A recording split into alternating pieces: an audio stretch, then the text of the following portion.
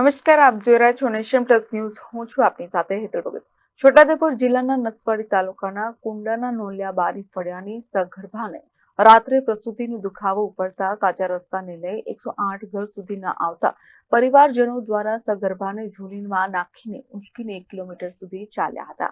છોટાઉદેપુર જિલ્લાના નસવાડી તાલુકાના કુંડાના નોલિયા બારી ફળિયાની સગર્ભાને રાત્રે પ્રસૂતિનો દુખાવો ઉપડતા કાચા રસ્તાને લઈ 108 ઘર સુધી ન આવતા પરિવારજનો સગર્ભાને ઝોલીમાં નાખી ઉંચકીને 1 કિલોમીટર સુધી ચાલ્યા હતા. 1 કિલોમીટર ચાલ્યા બાદ ખાનગી વાહનમાં સગર્ભાને લઈ જઈ ત્યાંથી 2 કિલોમીટર દૂર ઉભેલી 108માં સગર્ભાને સોંપી દવાખાને લઈ જવાઈ હતી.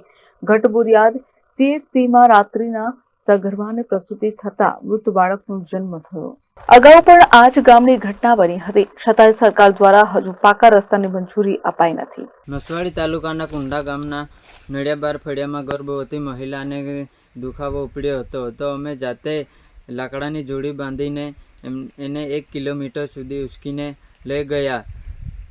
કારણ કે અમારા ગામમાં એમ્બ્યુલન્સ આવી શકતી નથી, રોડ રસ્તાની સુવિધા નથી. એના કારણે ખાનગી વાહનને બોલાવ્યું અને નિશાણા ગામ સુધી ઉચકીને લઈ ગયા અને ત્યાં 108 આવી નિશાણા ગામ સુધી અને 108માં બેસાડીને ઘોડબોરિયાદ દવાખાને લઈ ગયા.